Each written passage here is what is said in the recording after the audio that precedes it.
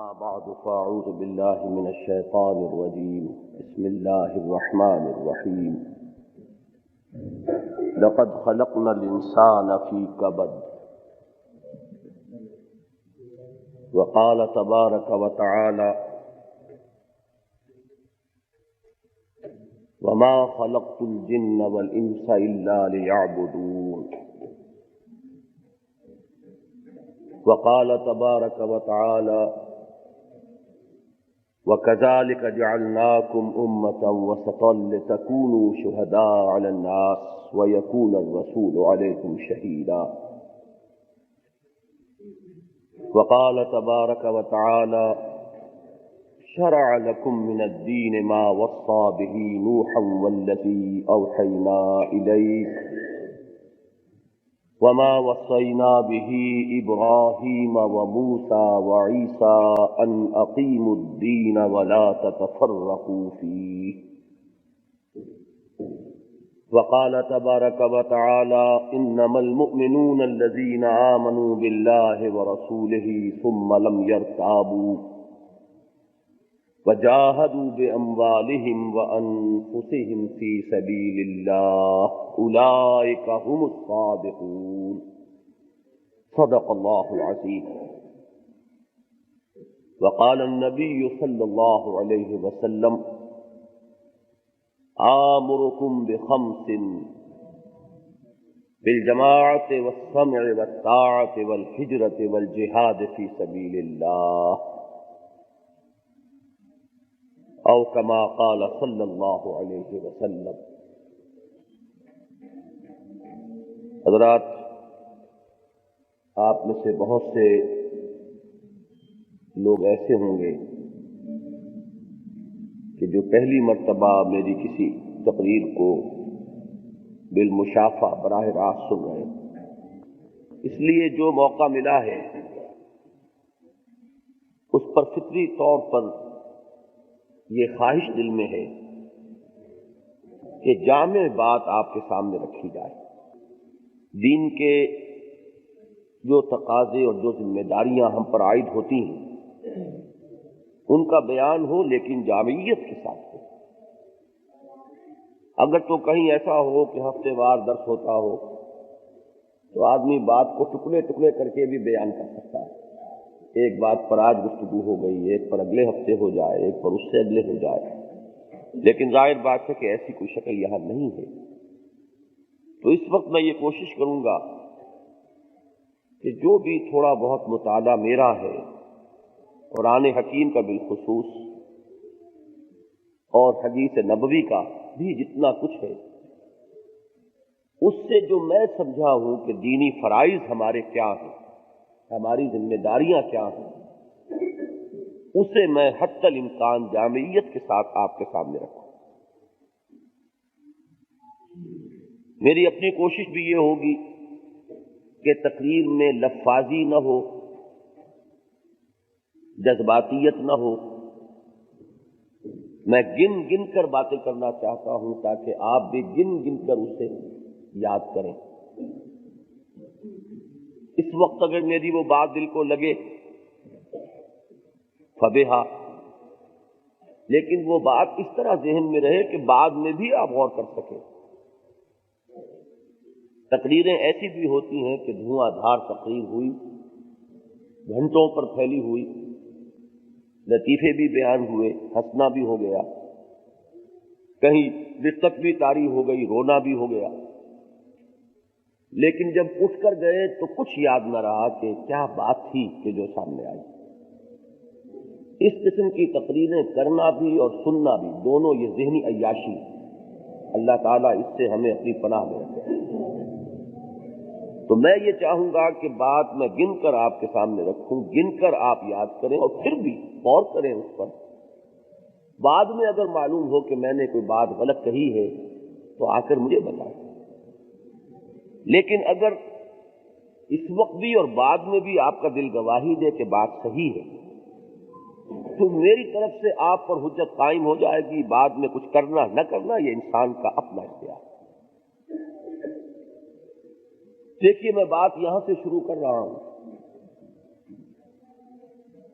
کہ سورہ بلد میں اللہ تعالیٰ نے کئی قسمیں کھا کر جو بات فرمائی، لا اقسم بہذا البلد وانت حل بہذا البلد ووالد وما ولد، میں ان آیات کا ترجمہ اس وقت نہیں کر رہا، وہ ایک علمی مسئلہ ہو جائے گا کہ ان قسموں سے جو مقسم علیہ ہے، جس بات پر قسم کھائی گئی، اس کا تعلق کیا ہے۔ صرف یہ جان لے کہ کوئی بڑی اہم بات ہے جس پر اللہ تعالیٰ قسمیں کھائے۔ وہ بات کیا ہے؟ لقد خلقنا الانسان فی کبد، ہم نے انسان کو محنت اور مشقت ہی میں پیدا کیا۔ معلوم ہوا کہ انسان کی زندگی محنت اور مشقت میں ہے، یہ اس کا مقدر ہے، کسی انسان کو اس سے مفر نہیں ہے۔ یہ تو غالب کا ایک شعر ہے کہ رنج سے خوگر ہوا انسان تو مٹ جاتا ہے رنج، مشکلیں اتنی پڑی مجھ پر کہ آسان ہو گئی۔ ہم لوگ اتنے خوگر ہو چکے ہیں کہ ہمیں احساس نہیں ہوتا کہ کتنے بوجھوں تلے ہم دبے ہوئے۔ ورنہ یہ ہے کہ اگر آپ گننے بیٹھیں تو ہر انسان پر ذمہ داریوں کا، فرائض کا بہت بوجھ۔ عام طور پر یہ مغالطہ ہمیں ہو جاتا ہے کہ یہ بڑی بڑی کوٹھیوں میں رہنے والے، ایئر کنڈیشن بنگلوں میں رہنے والے، ایئر کنڈیشن کاروں میں چلنے والے، ان کے لیے کوئی محنت نہیں، کوئی مشقت نہیں، یہ مغالطہ ہے۔ ان کے اپنے مسائل ہوتے ہیں، ان کی اپنی پریشانیاں ہوتی ہیں، راتوں کی نیند ان پر حرام ہوتی ہے۔ جو دن بھر محنت کرتا ہے، مشقت کرتا ہے، اینٹیں ڈھوتا ہے یا کشتی چلاتا ہے، وہ رات کو پاؤں پھیلا کر سوتا ہے۔ اور یہ وہ لوگ ہیں کہ نرم گدیلوں پر بھی انہیں نیند نہیں آتی، انہی کو ضرورت پڑتی ہے خواب آور دوائیوں کی۔ ان کی نوعیت مختلف ہے مشقت کی، لیکن یہ کہ لقد خلقنا الانسان فی کبد، اب اس میں تو استثناء ہے ہی نہیں، قاعدہ کلیہ ہے، ہم نے انسان کو یا تمام انسانوں کو مشقت ہی میں پیدا کیا۔ اب اگلی بات میں چاہوں گا گنے ایک ایک نقطے کو۔ یہ جو بوجھ ہے اور ذمہ داریاں ہیں ہم سب کے کاندھوں پر، ان کو بنیادی طور پر دو قسم کی ذمہ داریوں میں ہم تقسیم کر سکتے ہیں۔ ایک ذمہ داری یہ ہے یا اس قسم کی ہے کہ اس کا تقاضا ہمارے اندر سے ابھرتا ہے، لہذا کسی کو وعظ اور نصیحت کی ضرورت نہیں ہے۔ پیٹ کھانے کو مانگتا ہے، بھاگ دوڑ کرے گا انسان کوئی نہ کوئی معاش کے لیے، چاہے وہ کشتی چلائے، چاہے اینٹیں ڈھوئے، چاہے قلم چلائے، چاہے دکان پر بیٹھے، چاہے دفتر میں بیٹھے، کرے گا۔ چنانچہ اس کی کوئی ضرورت نہیں ہے کہ آپ واعظ کہیں کہ بھائی کچھ کمایا کرو، کماتے سب ہیں، اس لیے کہ اس کا تقاضا اس کے اپنے اندر ہے، کیا ضرورت ہے کہنے کی۔ اسی طرح دیکھیے انسان میں شہوت ہے، لہذا شادی کرتا ہے۔ گھر گھرستی کی زندگی ویسے غور کریں تو کتنا بڑا بوجھ ہے، اولاد کی پرورش کوئی آسان کام نہیں۔ کسی غریب مرد کو یا کسی غریب عورت کو آپ دیکھیں گے کہ کسی بیمار بچے کو گود میں لیے ہوئے، ہاتھ میں دوا کی شیشی لیے ہوئے 4 گھنٹے تک ڈاکٹر کی دکان پر کھڑی ہوئی، اور کچھ پتہ نہیں کہاں سے وہ لے کر پیسے وہ آئی ہوگی ڈاکٹر کو دوا کے دینے کے لیے۔ یہ جو مشقت انسان جھیلتا ہے، کیوں جھیلتا ہے؟ کہ اس کے اندر ہے اس کا تقاضا۔ اگر وہ تقاضا اندر نہ ہو تو لاکھ آپ واعظ کرتے کوئی شادی نہ کرتا، کتنی ہی تلقین کرتے، یہ بوجھ اٹھانے کو کبھی انسان تیار نہ ہوتا۔ یہ اٹھاتا ہے خود بخود، اس لیے کہ اندر تقاضا ہے۔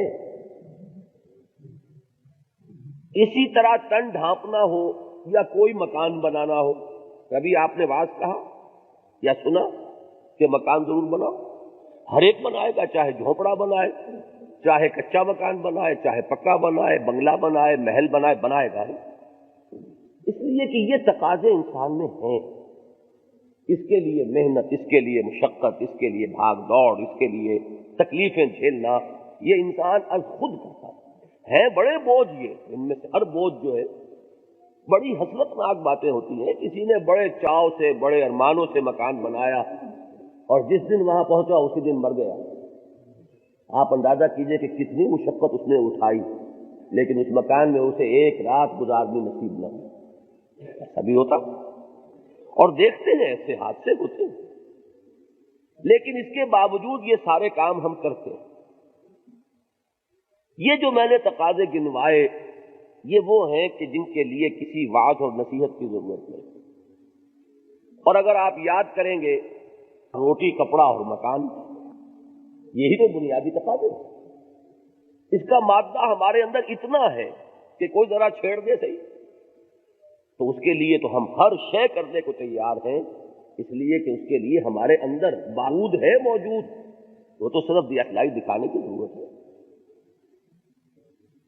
دوسری قسم ہمارے فرائض اور ذمہ داریوں کی وہ ہے کہ جس کے لیے ہمارے اپنے اندر کوئی تقاضا نہیں ہوتا، لہذا یاد دہانی کرانی پڑتی.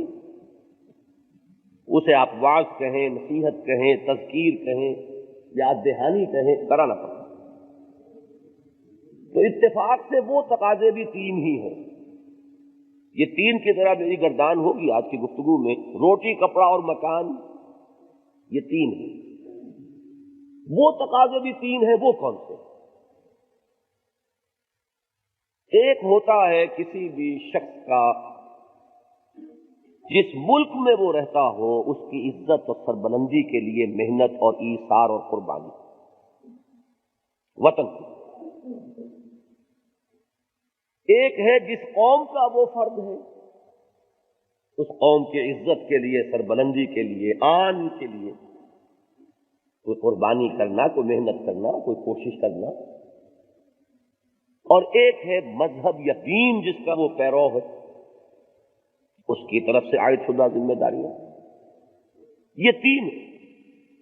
دیکھیے جس قوم میں یہ مادہ نہیں رہتا کہ وہ اپنے وطن کو اپنی ذات سے مقدم رکھے، وہ وطن ذلیل ہو جائے.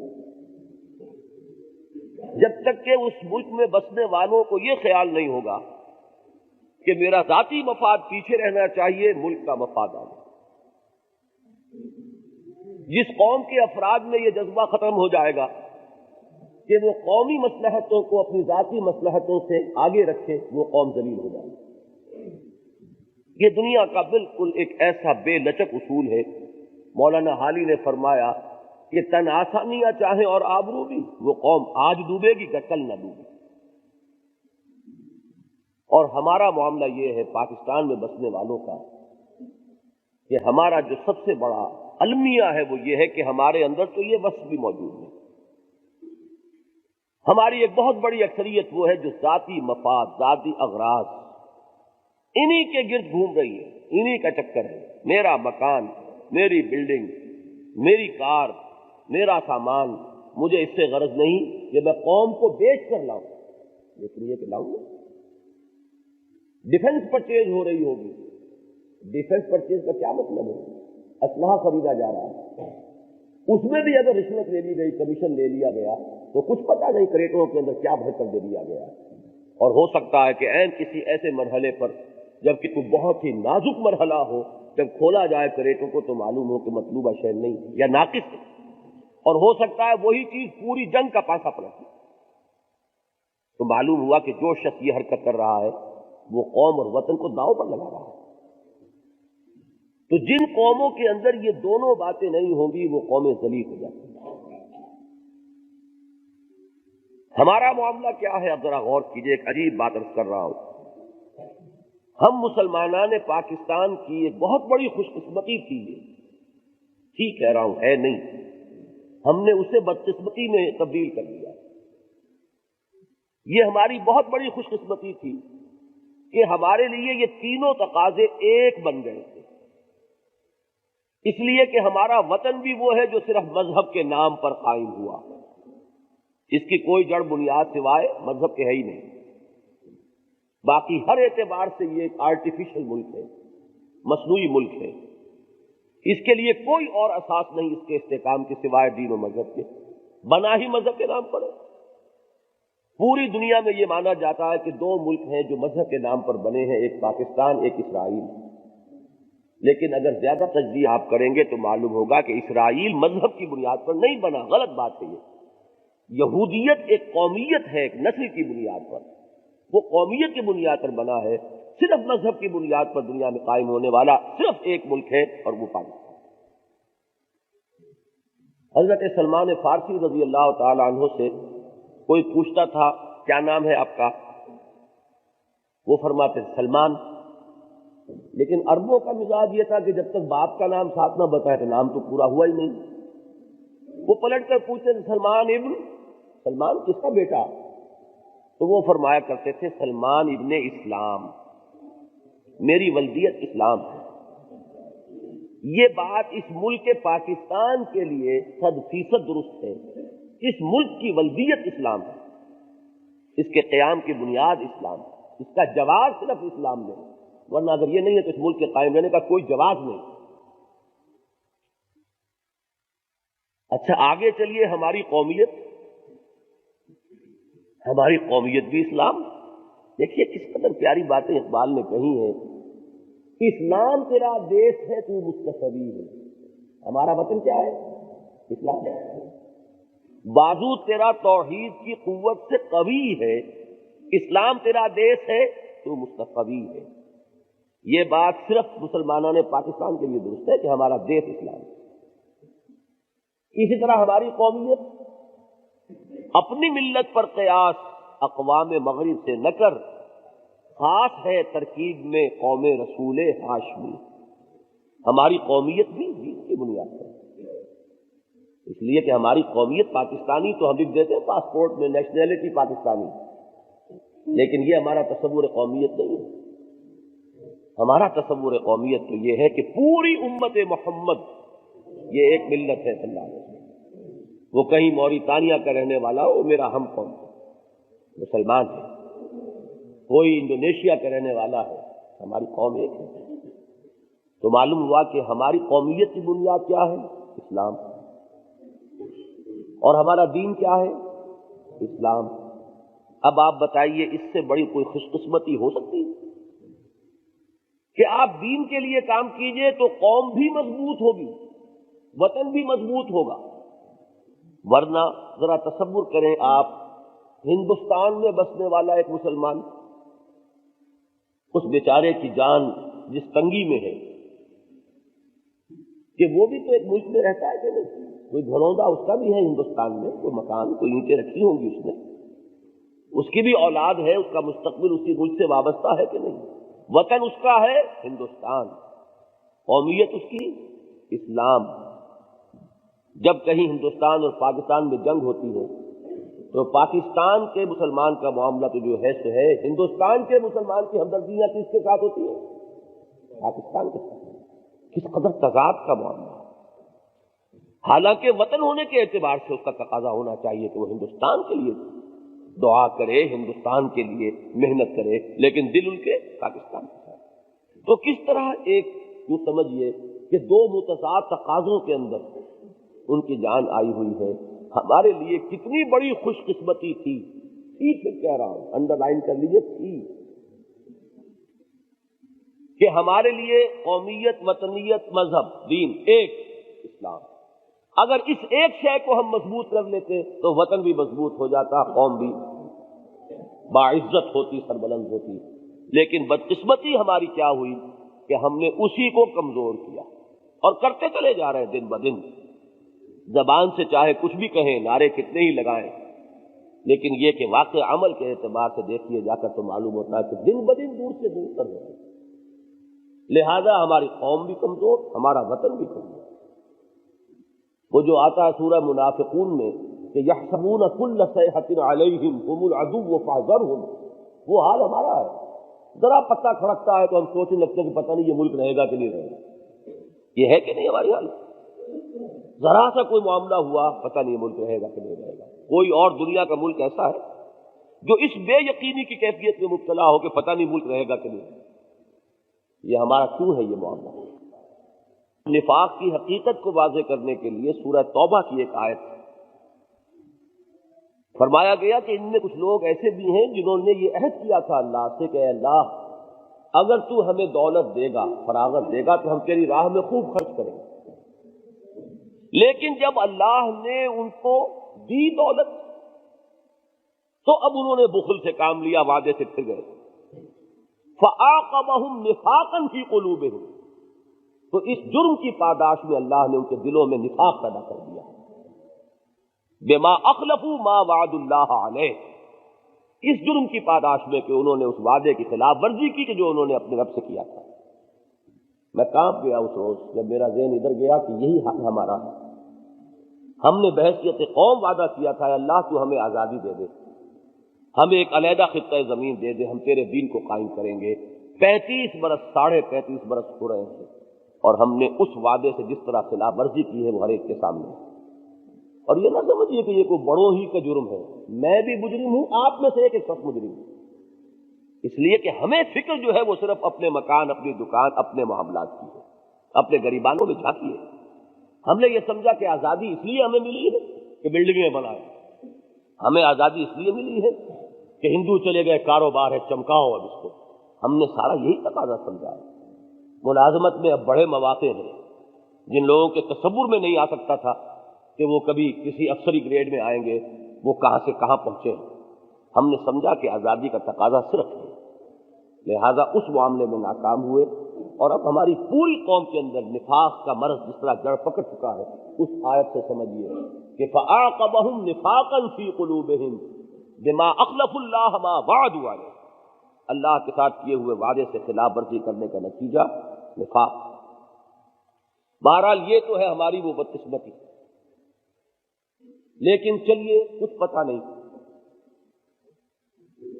وہ جو قرآن مجید میں آتا ہے ان ادری اقریب ام بعید ما توعدون، اے نبی ان سے کہیے کہ مجھے کچھ معلوم نہیں کہ اللہ تعالیٰ کا عذاب جو ہے قریب ہے یا کچھ تمہیں مہلت ملے گی۔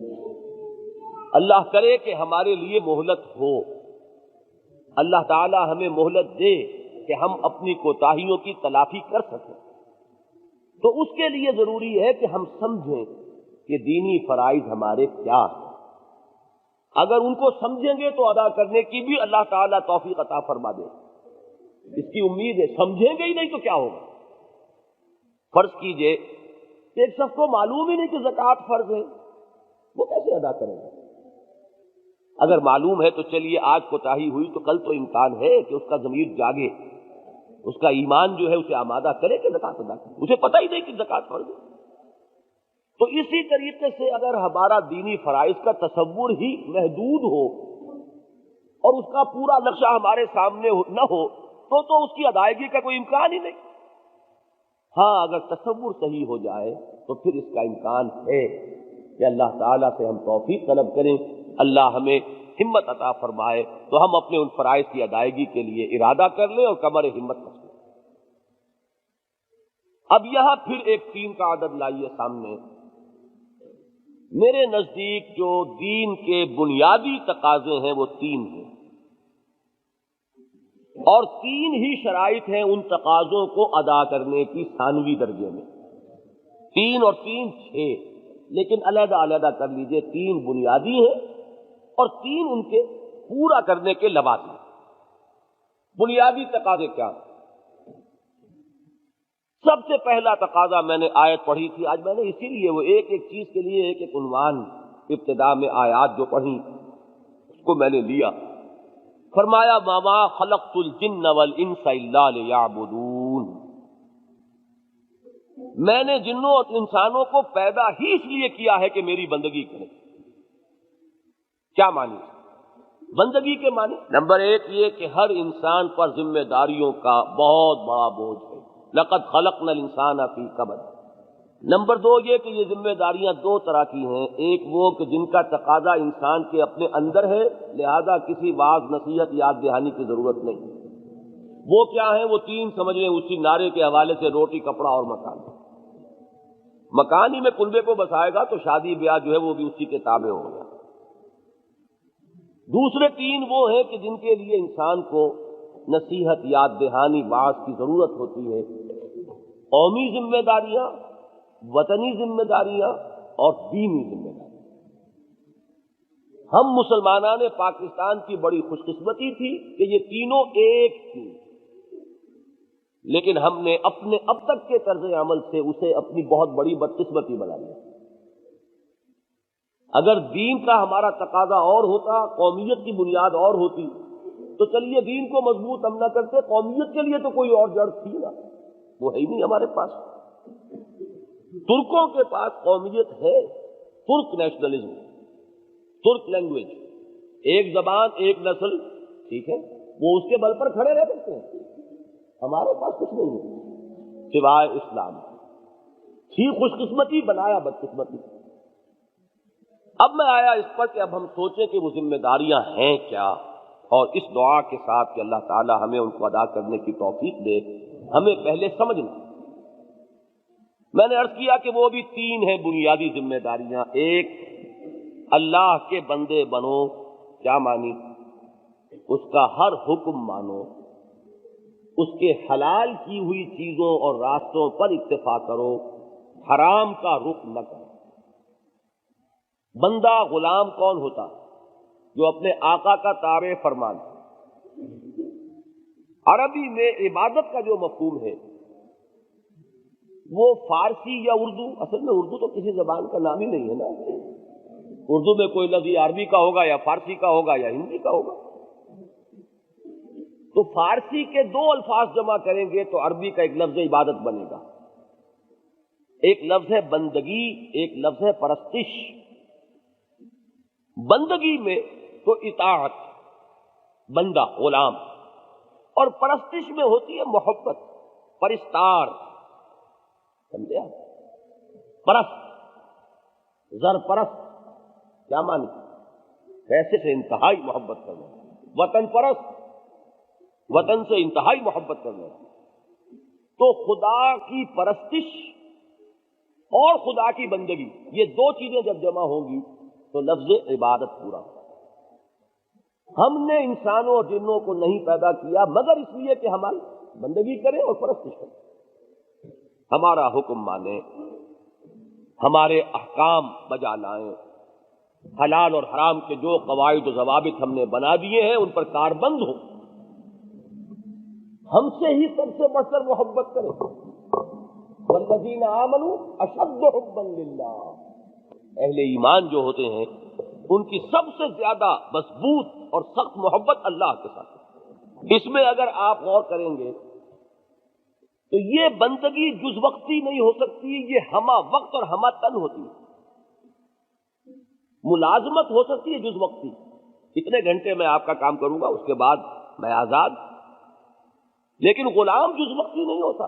غلام تو غلام ہے 24 گھنٹے کا، ہر وقت اسے اپنے آقا کا حکم ماننا ہے، اور کسی حکم کو وہ یہ نہیں کہہ سکتا یہ میں نہیں مانتا۔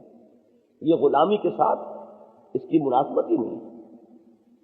تو سب سے پہلا کام یہ ہے کہ اللہ کے بندے بنو، وہی مانا کہ اپنی پوری زندگی میں اللہ کے احکام کی اطاعت کرو اور اللہ ہی کو محبوب حقیقی اور مطلوب اصلی بناؤ۔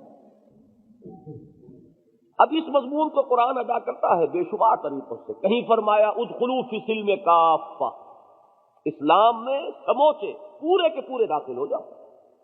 یہ نہیں ہو سکتا کہ یہ حکم تو میں مانوں گا، یہ میں نہیں مانتا، یہ بات تو غلط ہو گئی۔ اگر ہم یہ کہیں کہ صاحب نماز تو ہم پڑھیں گے، اللہ کا حکم ہے، اور بالکل ٹھیک اس طرح پڑھیں گے جیسے رسول اللہ نے پڑھی صلی اللہ علیہ وسلم، اس پر ہم جھگڑیں گے بھی، آمین اونچی ہونی چاہیے، کرتے ہیں کہ نہیں جھگڑا؟ رفع یدین نہیں ہوا تو سنت ترک ہو گئی، کرتے ہیں کہ نہیں؟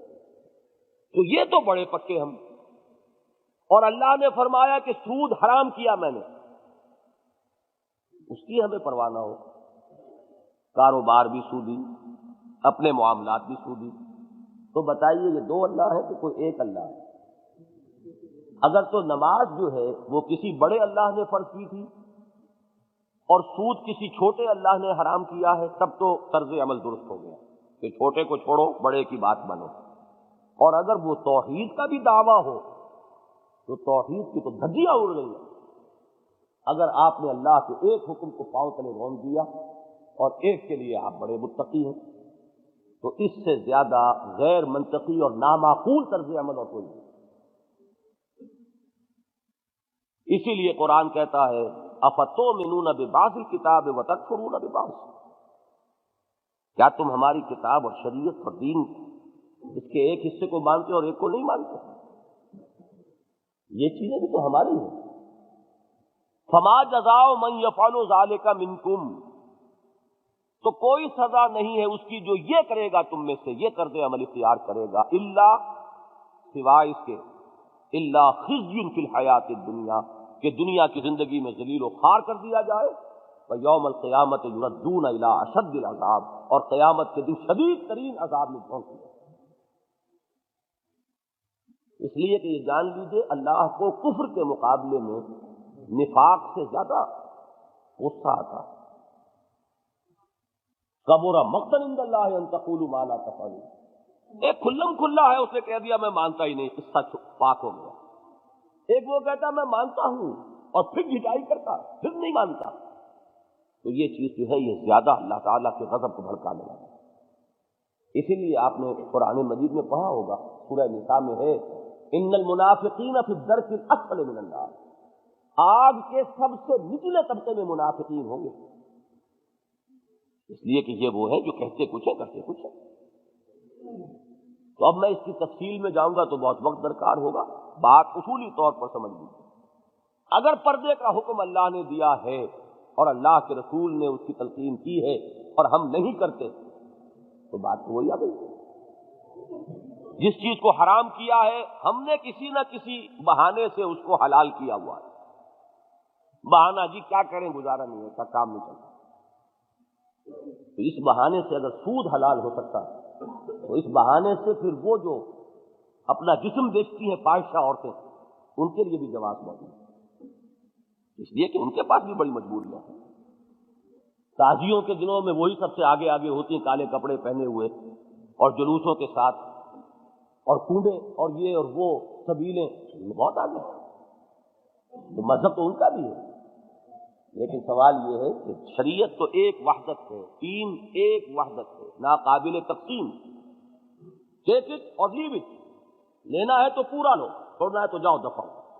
اللہ تعالیٰ کو کچھ جزوی اطاعت قبول نہیں ہے، اطاعت کلی ہو پوری ہو۔ کبھی خطا ہو جائے تو اور بات ہے، لفظش ہوتی ہے نا، پاؤں پھسل گیا، آپ چل رہے ہیں سڑک پر، کہیں پھسلن تھی گر گئے، لیکن کیا کبھی آپ نے دیکھا ہے کہ کوئی گرنے کے بعد وہیں پڑا رہے؟ فوراً اٹھتا۔ کوئی ہڈی ٹوٹ جائے تو بات اور ہے کہ اس کو کوئی اور پکڑ کے اٹھائے، ورنہ آدمی بجلی کی تیزی کے ساتھ اٹھتا ہے فوراً۔ یہی معاملہ توبہ کا ہے، خطا ہو گئی یتوبون من قریب، فوراً اللہ کی طرف رجوع کرتا ہے انسان، اے اللہ خطا ہوئی معاف فرما دے۔ مستقل ڈیرا اگر کسی ایک برائی پر لگ گیا تو وہی آپ کی ساری نیکی کو ختم کر دینے کے لیے کافی ہے۔ میں بڑی کھلی کھلی باتیں کر رہا ہوں۔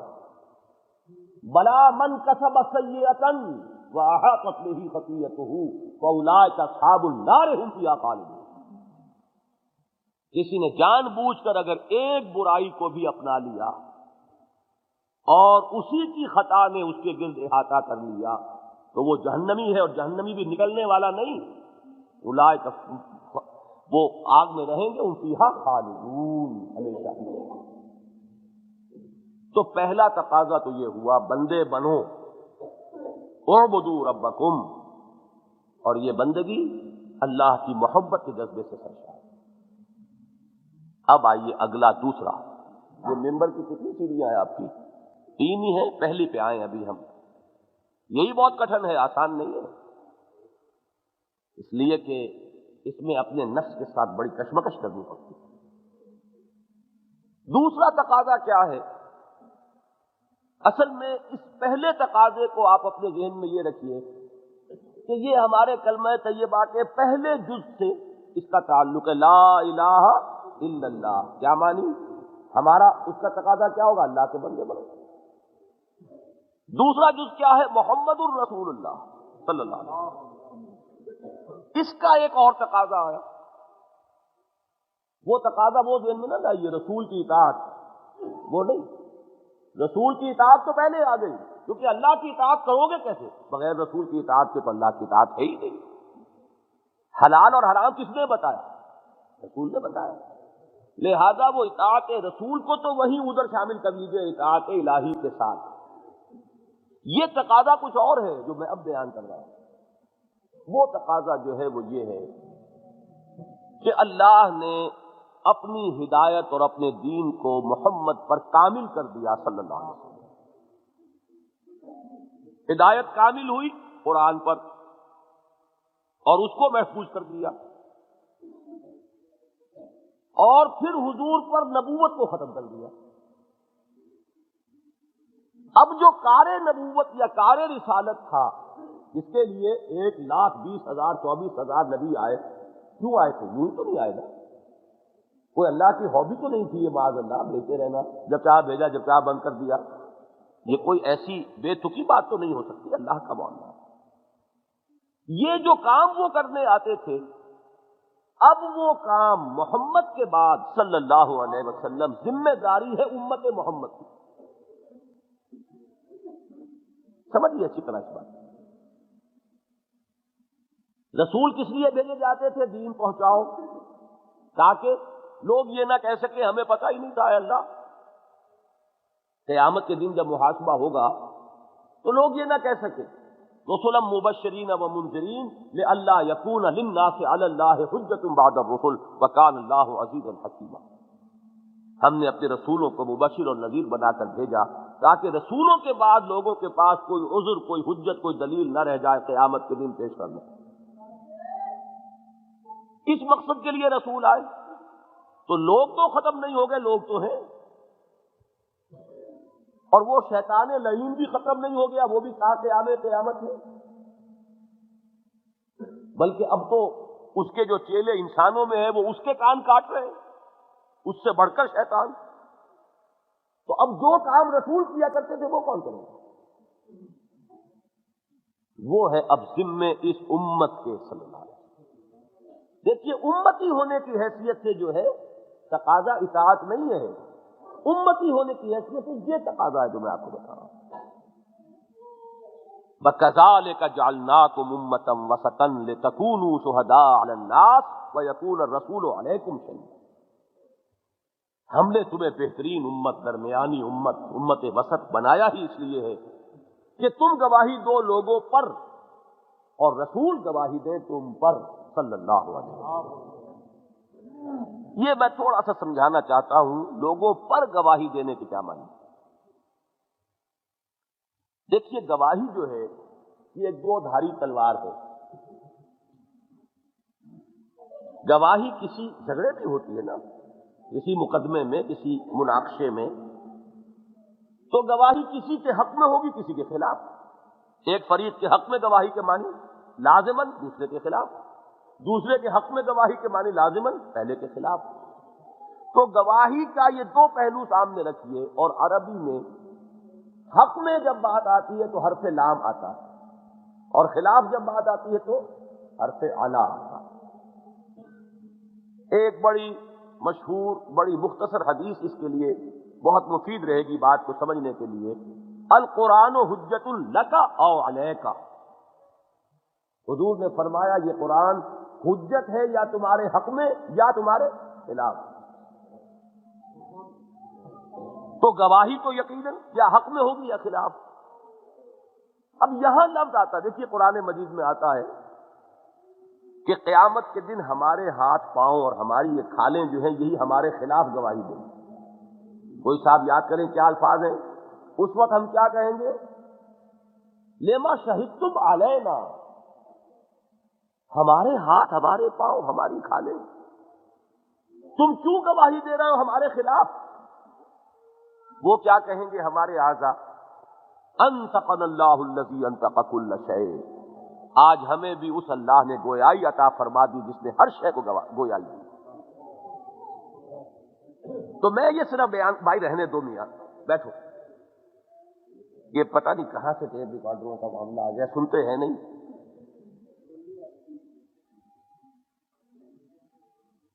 تو یہ جو لفظ آتا ہے اعلیٰ، اس کو سمجھیے کہ یہ خلاف کے لیے آتا ہے۔ اس کے لیے یہ بات جانیے کہ قیامت کے دن ہر امت پر اس کا رسول گواہی دے گا کھڑا ہو کر کہ اے اللہ تیرا دین جو مجھ تک آیا تھا میں نے پہنچا دیا تھا، اب یہ ذمہ دار ہے۔ یہ گواہی حق میں ہے کہ خلاف پڑے گی؟ خلاف۔ اس کو سمجھیے، مثال کو آپ اپنے کسی عزیز کو پیغام بھیجتے ہیں کہ کل شام تک یہ کام ضرور ہو جائے ورنہ بڑا نقصان ہو جائے گا، ٹھیک ہے؟ کام نہیں ہوا، نقصان ہو گیا، آپ کو غصہ آ رہا ہے، پیچ و تاب۔ اب تحقیق آپ کیا کریں گے؟ آیا اس پیغام پہنچانے والے نے پیغام ہی نہیں پہنچایا، یا اس نے تو پہنچا دیا اس نے کام نہیں کیا؟ عزیز نے دو ہی چیزیں ممکن ہیں۔ اگر پیغام پہنچا ہی نہیں تو وہ آپ کا عزیز ایک جملہ کہے گا اور فارغ ہو جائے گا، بھائی مجھے تو آپ کا پیغام ملا ہی نہیں۔ اب آپ کچھ اور کہہ سکتے ہو؟ کوئی شکوہ، کوئی گلا، کوئی شکایت، کوئی غصہ، ختم۔ ایک جملہ کافی ہے، مجھے تو پیغام ملا نہیں۔ سارا غصہ کس پر آئے گا؟ اس پیغام بر پر کے بھلے آدمی، تمہارے ہاتھ میں نے پیغام بھیجا، سارا غصہ اس پر اتاریں گے۔ اچھا اگر اس نے پہنچا دیا تو وہ ایک جملہ کہہ کے فارغ، بھائی میں نے تو پیغام پہنچا دیا تھا۔ اب آپ اس سے کچھ نہ کر سکتے، اب غصہ کس پر آئے گا؟ جس سے پیغام پہنچ گیا اس نے کام کیا۔ بس یہاں سے پیغام بھیجنے والا کون ہے؟ اللہ۔ پیغامبر میں سے ایک الف نکال دیں تو کیا بنے گا؟ پیغمبر۔ اور انسان جن کی طرف بھیجا پیغام، یہ تین وہی فریق ہو گئے۔ اب اللہ تعالیٰ قیامت میں حساب لے گا۔ سورہ اعراف کا پہلا رکوع ہے فَلَنَسْأَلَنَّ الَّذِينَ أُرْسِلَ إِلَيْهِمْ وَلَنَسْأَلَنَّ الْمُرْسَلِينَ۔ ہم پوچھ کر رہیں گے ان سے بھی کہ جن کی طرف ہم نے رسولوں کو بھیجا، اور ہم پوچھیں گے رسولوں سے بھی۔ اگر بالفرض رسول نہ پہنچائیں تو مجرم کون؟ رسول۔ لوگ تو چھوٹ جائیں گے، اور رسول پہنچا دیں تو اب مجرم کون؟ لوگ۔ یہ ہے وہ مسئلہ، چھوٹا سا اگر سمجھ لیں تو بات آئے گی سمجھ میں۔ سورہ نساء میں فرمایا فَكَيْفَ إِذَا جِئْنَا مِنْ كُلِّ أُمَّةٍ بِشَهِيدٍ وَجِئْنَا بِكَ عَلَىٰ هَٰؤُلَاءِ شَهِيدًا۔ وہ دن کیسا ہوگا جب ہم ہر امت پر ایک گواہ کھڑا کریں گے ان میں سے، اور اے محمد آپ کو گواہ بنا کر کھڑا کریں گے ان کے خلاف۔ حضور کی آنکھوں سے آنسو رواں ہو گئے تھے۔ حضرت عبداللہ ابن مسعود یہ بیان کرتے ہیں واقعہ کہ حضور نے ایک مرتبہ فرمایا مجھے قرآن سناؤ، تو میں نے عرض کیا حضور آپ کو سناؤں، آپ پر تو قرآن نازل ہوا ہے۔ آپ نے فرمایا کہ ہاں لیکن مجھے کسی اور سے سن کر اور کیفیت اور حظ حاصل ہوتا۔ اب امتثال امر حکم ہے، الامر فوق الادب۔ انہوں نے پڑھنا شروع کیا، گردن جھکائے ہوئے پڑھ رہے ہیں سورہ نساء پہلے سے پہلی آیت سے شروع کی۔ چشم تصور سے دیکھیے، محفل لگی ہوئی ہوگی، محمد الرسول اللہ صلی اللہ علیہ وسلم تشریف فرما ہوں گے، عبداللہ ابن مسعود قرآن شریف پڑھ رہے ہیں۔ جب اس آیت پر پہنچ گئی، آیت نمبر 41 ہے سورہ نساء کی، فَكَيْفَ إِذَا جِئْنَا مِنْ كُلِّ أُمَّةٍ بِشَهِيدٍ وَجِئْنَا بِكَ عَلَىٰ هَٰؤُلَاءِ شَهِيدًا۔ تو حضور نے فرمایا حسبک حسبک، بس کرو بس کرو۔ اور حضرت عبداللہ ابن مسعود فرماتے ہیں کہ میں نے جو نگاہ اٹھا کر دیکھا تو حضور کی آنکھوں سے آنسو رہا۔ ہم شفاعت کے امیدوار ہیں، وہاں ہو سکتا ہے کہ حضور ہمارے خلاف استغاثہ لے کر آئے، جس طرح کسی مقدمے میں سرکاری گواہ کھڑا ہوتا ہے۔ یہ ہے سبب۔ آپ سوچیے، ایک نقشہ اور دیکھ لیجئے سیرت النبی سے۔ ان احادیث کا فائدہ تو یہ ہوتا ہے کہ کچھ تھوڑی دیر کے لیے ہم بھی حضور کی صحبت میں پہنچ جاتے ہیں، ایک کیفیت تاریخ ہے۔ خطبہ حجۃ الوداع، خطبہ ارشاد فرمایا، آخر میں ایک سوال کیا، الا هل بلغت، لوگوں میں نے پہنچا دیا کہ نہیں؟ پورے مجمع نے بیک زبان کہا انا نشهد انک قد بلغت وادیت ونصحت۔ بعض جگہ الفاظ اور آئے ہیں، انا نشهد انک بلغت الرسالۃ وادیت الامانۃ ونصحت الامۃ وکشفت الغمۃ۔ حضور ہم گواہ ہیں آپ نے رسالت کی ادائیگی فرما دی، آپ نے امانت کا حق ادا کر دیا۔ امانت تھی نا، پیغام اللہ کے پاس سے آیا تھا انسانوں کے لیے، قول ثقیل، انا سنلقی علیک قولا ثقیلا، یہ امانت۔ آپ نے امانت کا حق ادا کر دیا، آپ نے امت کی خیر خواہی کا حق ادا کر دیا، آپ نے گمراہیوں کی تاریکیوں کے بادل کے پردے چاک کر دیے۔ 3 دفعہ سوال کیا، 3 دفعہ جواب لیا۔ اس کے بعد ایک بات تو اللہ کی جناب نے عرض کی، اللہم اشہد، اللہم اشہد، اور انگشت شہادت سے اشارہ کیا، پہلے آسمان کی طرف پھر لوگوں کی طرف، اللہم اشہد، اللہم اشہد، اللہم اشہد، اے اللہ تو بھی گواہ ہے، یہ مان رہے ہیں کہ میں نے پہنچا دیا۔ اور اس کے بعد آپ نے فرمایا فَلْيُبَلِّغِ الشَّاهِدُ الْغَائِبَ، اب پہنچائیں وہ جو یہاں ہیں ان کو جو یہاں نہیں ہے۔ اگر تو میں ہوتا صرف تمہارے لیے رسول تو کام پورا ہو گیا، اور اگر میں ہوں رسول پوری دنیا کے لیے تو کیا کام پورا ہو گیا؟ سوچئے، میری زبان جو ہے ذرا رکتی ہے یہ کہتے ہوئے کہ کام پورا نہیں ہوا۔ مجھے اس میں پناہ مل جاتی ہے، ایک شعر ہے اقبال کا، تعبیر بڑی خوبصورت ہے کہ وقت فرصت ہے کہاں، کام ابھی باقی ہے، نور توحید کا اتمام ابھی باقی ہے۔ جب تک پورے کرۂ ارضی پر اللہ کا یہ دین اور اللہ کی یہ ہدایت اسی طرح عام نہیں ہوتی، اس وقت تک فرض منصبی پورا کہاں ہوا۔ یہ ہے وہ فرض جو میرے اور آپ کے کاندھے پر ہے بحیثیت امتی، اگر ہے امتی، یہ بہت بڑا اگر ہے، واقعی امتی ہو انسان تو اس کو سمجھنا ہوگا کہ یہ ذمہ داری ہے جو محمد الرسول اللہ ہمارے کندھوں پر ڈال کر گئے۔ اور کام مشکل ہو گیا کہ نہیں؟ اللہ کے بندے بنو، محمد کے امتی بنو صلی اللہ علیہ وسلم، یعنی وہ عبادت رب پوری زندگی میں اللہ کی اطاعت کاملہ، اور وہ ہوگی اطاعت محمدی کے واسطے سے صلی اللہ علیہ وسلم۔ دوسرے اس پیغام اور اس ہدایت اور اس امانت کو پہنچاؤ جو محمد الرسول اللہ صلی اللہ علیہ وسلم نے تمہیں پہنچائی۔ اب آئیے تیسری بات، 3 میں نے کہی تھی نا بات، یہ تیسری بات جو ہے یہ اصل میں ان دونوں کی تکمیل ہے۔ مثلث ہوتی ہے، اس کو ذہن میں رکھیے، اس کا جو قاعدہ ہوتا ہے اس سے وہ اس کے دونوں سائڈز جو ہیں وہ چلنے شروع ہوئے ایک جگہ پر آ کر مل جاتے ہیں، وہ ایپیکس ہے اس کا، وہ اس کی چوٹی ہے۔ بندگی رب، شہادت علی الناس، لوگوں پر گواہی، حجت قائم کرنا، ان دونوں کا ایک تقاضا ہے، اور وہ تقاضا کیا ہے؟ اللہ کے دین کو بالفعل قائم کرو۔ یہ جو نظام اللہ نے تمہیں دیا ہے اسے قائم کرو، اس لیے کہ بندگی صرف انفرادی نہیں ہے، بندگی اجتماعی بھی بندگی ہے۔ میں پورا بندہ بن گیا، فرض کیجئے اللہ نے مجھے اتنی توفیق دی، میں نے سود بھی چھوڑا، رشوت بھی چھوڑی، ہر چیز چھوڑی، ہر حرام چیز سے میں نے اپنے آپ کو بچا لیا، لیکن اللہ کا حکم تو یہ بھی ہے کہ چور کا ہاتھ کاٹو، وہ میں تو نہیں کاٹ سکتا جب تک کہ نظام قائم نہ ہو، تو میری بندگی بھی ادھوری رہ گئی کہ نہیں رہ گئی؟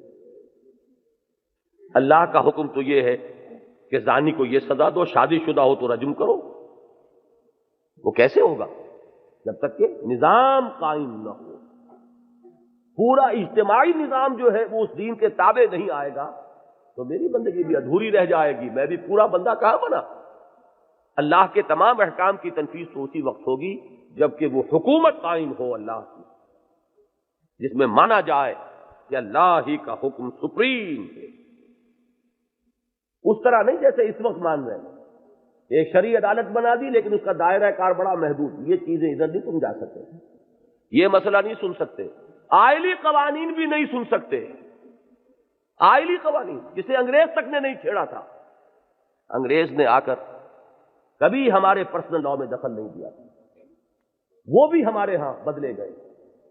میں یہ کہتا ہوں کہ چلیے، میں کچھ نہیں کہتا کہ اس میں کتنا صحیح ہے کتنا غلط ہے، آپ نے بنائی ہے ایک شرعی عدالت، اس کو سننے کا اختیار تو دیجیے کہ اس میں صحیح کیا ہے غلط کیا ہے، نہیں، یہ آؤٹ آف باؤنڈز ہے، یہ خطرناک ایریا ہے، یہ نہیں سن سکتے، مالی معاملات نہیں سن سکتے، سود کے بغیر تو گزارا ہی نہیں، ساری معیشت سود کی ہے، لہذا اس پر بھی نہیں سن سکتے۔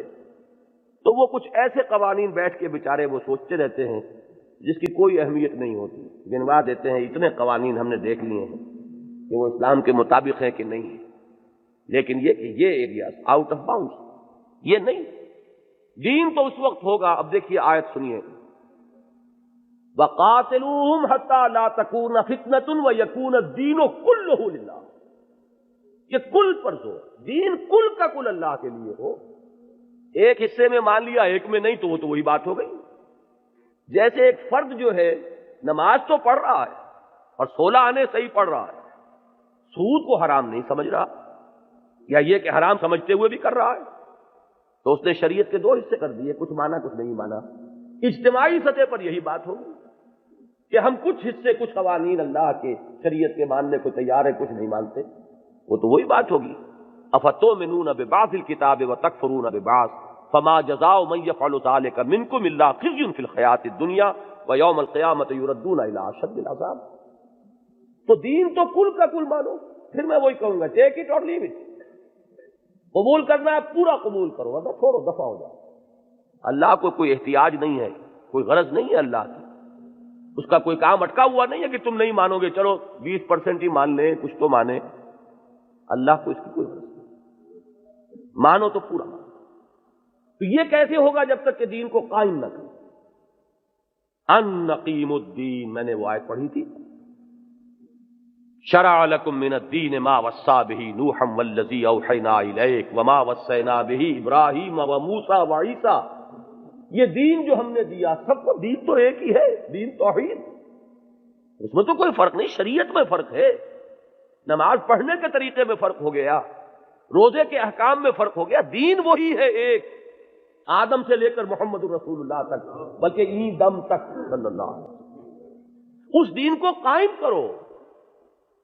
وہ دین اگر پامال ہے، دیکھیے وہ حالی کے اشعار ہیں تو وہ ایک مناجات کی شکل میں، لیکن جو بات کہی ہے وہ کتنی صحیح ہے کہ اے خاصہ خاصان رسول وقت دعا ہے، امت پہ تیری آ کے عجب وقت پڑا ہے، وہ دین جو بڑی شان سے نکلا تھا وطن سے پردیس میں، وہ آج غریب الغربا۔ تو عبادت کا تقاضا بھی پورا ہوگا اقامت دین پر جا کر، اور شہادت کا تقاضا بھی پورا ہوگا اقامت دین پر۔ کیوں؟ یہ بھی سمجھ لیجئے، ایک تبلیغ ہے قولی، ایک تبلیغ ہے عملی۔ آپ کہتے ہیں کسی سے نماز پڑھا کرو اور خود نہیں پڑھتے، تو ہوگا کوئی آپ کی بات کا اثر؟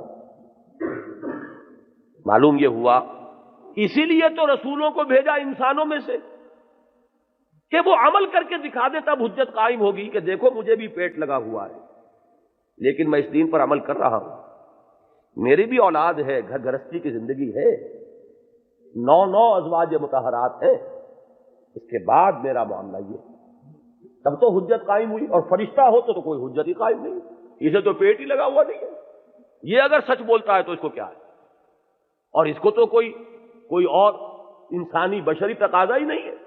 تو یہ اگر اس کا دامن پاک ہے تو کون سا کمال ہے؟ دامن تو تب پاک ہو جبکہ وہ سارے تقاضے لگے ہوئے ہوں اور پھر پاک رہے۔ درمیانے قارے دریا تختہ بندم کر دئی، بعد میں گوئی کے دامن تر مکن ہوشیار باش، تب حجت قائم ہوئی کہ یہ دین واقعتاً قابل عمل ہے، ایک بشر نے اس پر عمل کر کے دکھایا، اسی لیے بھیجا۔ سورہ بنی اسرائیل میں فرمایا نا کہ اگر زمین میں فرشتے آباد ہوتے تو ہم فرشتہ ہی بھیجتے رسول بنا کر، زمین میں انسان آباد ہے تو انسان بھیجا ہم نے۔ انسانوں پر تو حجت انسان قائم کرے گا، فرشتے سے حجت قائم نہیں ہوگی۔ اسی حجت کے قائم کرنے کو یوں سمجھیے کہ آپ دنیا میں کہیں ہمارا دین بہت اعلیٰ، ہمارا نظام بہت اچھا، اور خود اس پر عمل کر کے نہ دکھائیں تو حجت تو قائم نہیں ہوئی۔ لوگ کہیں گے نا کہ ایسے ہی اگر تمہارا دین بہت اچھا ہے، تم واقعی سمجھتے تو خود کیوں نہیں اس پر قائم ہوتے؟ باقاعدہ واقعہ ہوا ہے یہ آج سے 60 سال پہلے۔ مولانا عبید اللہ سندھی جب گئے ہیں ہندوستان سے ہجرت کر کے، پہلے افغانستان پھر رشیا، وہاں وہ تازہ انقلاب آیا تھا، 1919 کا ہے نا یہ بولشوک ریولیوشن، 1919 کا، تو تازہ انقلاب آیا تھا۔ انہوں نے سوچا اس وقت اگر میں انہیں بتا دوں کہ بہتر نظام اسلام کا ہے تو ہو سکتا ہے یہ اس کو قبول کر لیں. دیکھیں نا، ایک سابقہ نظام تو ٹوٹ گیا، پھوٹ گیا، زار کا نظام، ملوکیت کا نظام تو ختم ہو گیا نا. اب یہاں نئی تعمیر کرنی ہے تو اس موقع پر اگر بتا دیا جائے کہ ہمارے پاس بہتر نظام ہے تمہارے سے، اور اگر وہ مان لیں تو وہ اس کو قبول کر لیں گے. لہذا لینن سے ملاقات کی خواہش کی. لینن تھا اس وقت ڈیتھ بیڈ پر، مرض الموت میں مبتلا تھا. اس نے کہا کہ میں تو نہیں مل سکتا، ٹروٹسکی سے بات کر لیجیے. یہ ٹروٹسکی جو ہے یہ اسٹالن سے زیادہ سینئر شخص تھا، لیکن اسٹالن جو ہے بڑا سازشی تھا، ٹروٹسکی کو ہٹا کر وہ آیا. ٹروٹسکی سے مولانا عبید اللہ سندھی کی کئی گھنٹے کی ملاقات ہوئی. سارا انہوں نے بتایا اسلام ایسا ہے، اسلام ایسا ہے، اسلام میں یہ. اس نے ایک جملہ کیا کہ مولانا آپ نے اپنا یہ نظام کہیں قائم کیا ہے؟ تو مولانا عبید اللہ سندھی کہتے ہیں کہ میری گردن جو جھکی ہے میں اس سے آنکھیں پھر ملا نہیں سکا. ایسا ہی اعلیٰ نظام ہے تو اپنے گھر میں کیوں قائم نہیں کرتے؟ ایسا ہی بہت اچھا تمہارے پاس نظام ہے تو اپنے قوم والوں کو وہ اچھا نہیں لگتا تمہارے لیے؟ یہ ہے دلیل. اگر آپ اس دین کو قائم کر کے دنیا کو نہیں دکھاتے تو تبلیغ اور شہادت کا حق بھی ادا نہیں ہوتا. کتابیں لکھ دیجئے آپ جتنی چاہیں، بڑی اعلیٰ اعلیٰ کتابیں آج کل دنیا میں ہیں، لیکن جب وہ چلا کر کہیں دکھا دیں گے تب حجت قائم ہے کہ یہ ہے وہ دین، دین محمدی، یہ ہے وہ نظام اسلام کا، اس سے بہتر نظام کوئی نہیں. تو اب تین تقاضے کیا ہوئے؟ بندگی رب، یہ تو لا الہ الا اللہ کا تقاضا ہے. دعوت، تبلیغ، شہادت قائم کر دینا لوگوں پر، شہادت علی الناس، یہ ہے امتی ہونے کا تقاضا. اور ان دونوں کی تکمیل ہوگی کہاں؟ جبکہ اللہ کا دین کسی خطہ ارضی میں بالفعل کامل شکل میں قائم کر کے دکھا دیا. یہ تین تقاضے ہیں. یہ تصور اگر سامنے نہیں ہے، میں آپ سے پورے خلوص کے ساتھ عرض کر رہا ہوں، جس شخص کے سامنے دین کی فرائض کا یہ تصور نہیں ہے، وہ اپنی جگہ بڑا فن خواہ بنا پھرتا ہوگا، موحد اور بڑا متبع رسول اور عاشق رسول، لیکن ہو سکتا ہے کہ کسی ایک درجے میں بھی کامیاب ہو، لگا ہوا کسی ایک ہی کام میں. مست رکھو ذکر و فکر صبح گاہی میں اسے، پختہ تر کر دو مزاج خانقاہی میں اسے، لگے ہوئے ہیں لیکن یہ تصور ہی نہیں ہے سامنے. اپنی جگہ پر بڑے نیک، بڑے پارسا، لیکن یہ کہ فرائض تو یہ ہیں. اگر ان کا تصور ہی نہیں تو ادا کیسے کریں؟ تو سب سے پہلی بات تو یہ کہ واضح تو ہو یہ پورا معاملہ. اب آئیے، ان تین چیزوں کو پورا کرنے کے لیے تین چیزیں لازمی ہیں. یہ جو میں نے پہلی تین چیزیں کہی ہیں یہ تو ایسی اٹل ہے. جو بھی صاحب علم ہے، کتاب و سنت سے تعلق رکھنے والا، یہ تو ہو سکتا ہے کہ کسی وجہ سے خاص حلقے میں کسی خاص مکتب فکر سے متعلق ہونے کی وجہ سے توجہ کچھ اور چیزوں کے اوپر مرتکز رہی ہو، ادھر توجہ نہ ہوئی ہو، لیکن میں اس کا کوئی امکان نہیں پاتا کہ کسی صاحب علم کے سامنے یہ تین باتیں آئیں اور وہ رد کر دے کہ ایسا نہیں. توجہ کی بات تو دوسری ہوتی ہے. کسی ایک ہی چیز پر توجہ جم گئی ہے، اپنی پوری محنت اسی پر لگائے ہوئی، لیکن یہ کہ یہ بات جب آئے گی بندگی رب، شہادت علی الناس، اقامت دین، اس اقامت دین کے لیے اور بھی بڑے الفاظ قرآن نے استعمال کیے. لِيُظْهِرَهُ عَلَى الدِّينِ كُلِّهِ، ہم نے اپنے رسول کو بھیجا ہے الہدا اور دین حق دے کر، لِيُظْهِرَهُ عَلَى الدِّينِ كُلِّهِ، تاکہ وہ اسے غالب کرے پورے کے پورے دین پر. یہ محمد کا فرض منصبی ہے صلی اللہ علیہ وسلم. تکبیر رب وَرَبَّكَ فَكَبِّرْ، تکبیر کے معنی کیا ہے؟ صرف کہہ دینے سے تکبیر ہو جاتی ہے اللہ اکبر؟ کوئی صاحب علم ہو یا مجھے بتائیں تکبیر کے معنی ہیں یہ؟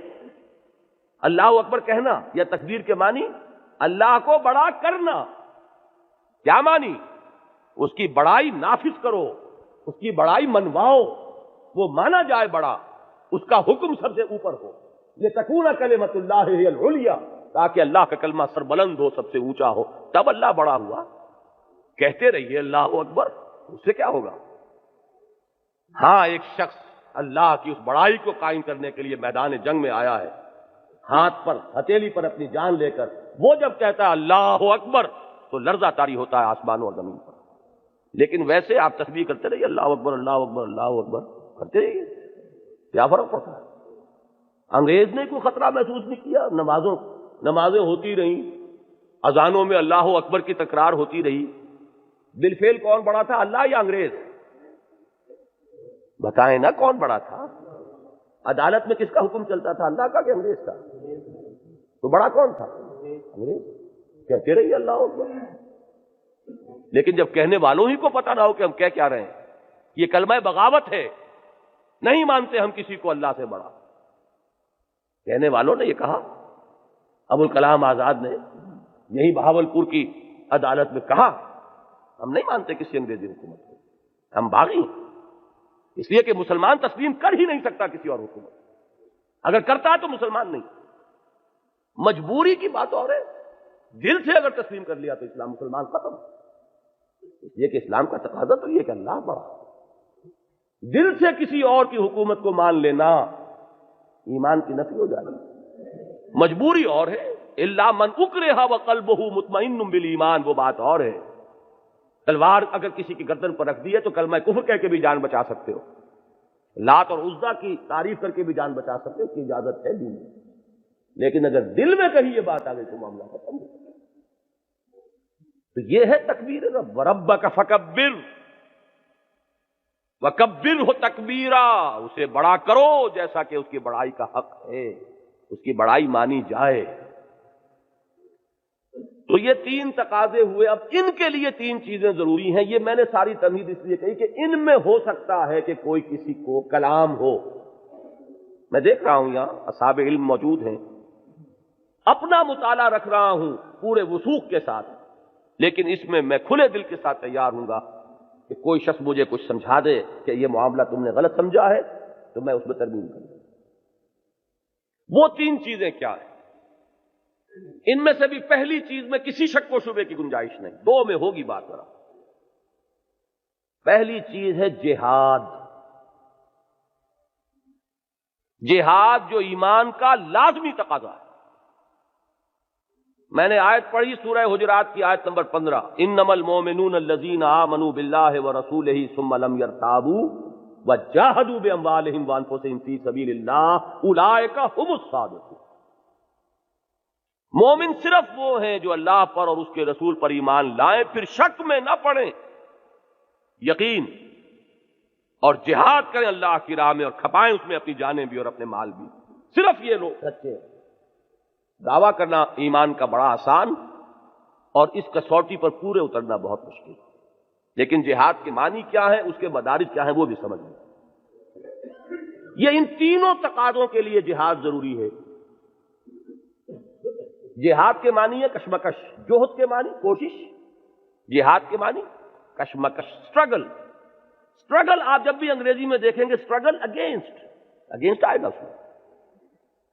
دیکھیے نا کہ یہ دنیا ایک نظریہ آپ کا ہے تو ایک نظریہ کسی اور کا بھی تو ہے، ویکوم تو نہیں ہے نا، خلا تو نہیں ہے کہ آپ جو چاہیں کریں، دوسرے بھی ہیں جن کے نظریات ہیں۔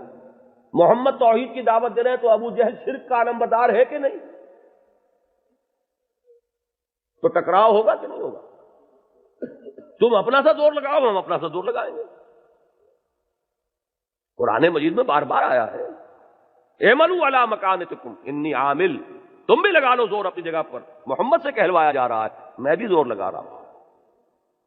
تم اپنے اس نظام باطل کو، اس دین باطل کو محفوظ رکھنے کے لیے جتنا زور لگا سکتے ہو لگا لو۔ اعملوا علی مکانتکم انی عامل۔ ٹکراؤ تو ہے، تو جہاد کے معنی کیا ہے؟ ٹکراؤ، کشمکش، تصادم، پنجہ آزمائی، یہ جہاد ہے۔ پہلا جہاد ہوگا پہلی سیڑھی پر۔ پہلی سیڑھی کون سی تھی؟ عبادت رب۔ یہاں سے جہاد شروع ہو جائے گا۔ یہ جہاد کون سا ہے؟ نفس سے جہاد، مجاہد مع النفس۔ حضور نے فرمایا المجاہد من جاہد نفسہ، مجاہد وہ ہے جو اپنے نفس سے جہاد کرے۔ اس لیے کہ میں نے مان لیا اللہ کو وہ میرا رب ہے، لیکن میرے اندر بھی ایک چھوٹا سا رب ہے، وہ رب ہونے کا دعویٰ کرتا ہے نفس میرا۔ وہ کہتا ہے میں نہیں جانتا کیا اللہ کا حکم ہے، کیا رسول کا حکم ہے، میری مرضی چلے۔ ٹھیک ہے، اذان ہو گئی ہے، آواز آ گئی ہے، لیکن میں چاہتا ہوں سو